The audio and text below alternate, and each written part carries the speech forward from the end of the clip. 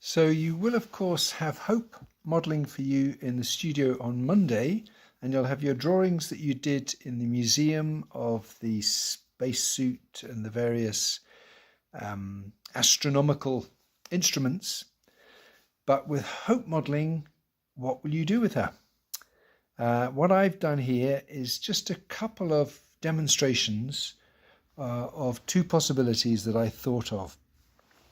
One was not working with the whole figure, maybe just down to her hands, if we're going to have that sort of blast off gravity force, G-force pose of her seated.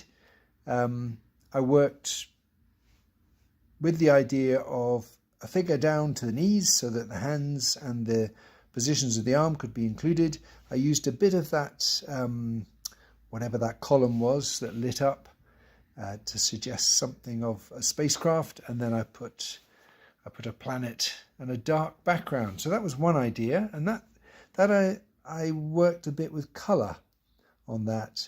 I put some orange into the red lights to make them really glow, and that I think contrasted with the spacesuit. And I also made the background quite dark to get an idea of space.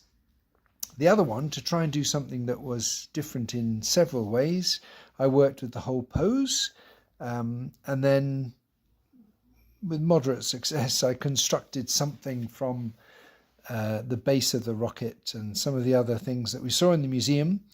But here I didn't use very much colour. I did this study, I did it on white paper, and I tried to limit the colour. I did put a little bit of red on the floor, but otherwise I was working with greys and off-whites, just to try and get, as I say, a different, I don't know if you'd call it a more scientific, more clinical kind of atmosphere. Anyway, that's two possibilities, and I shall now show you how I did them.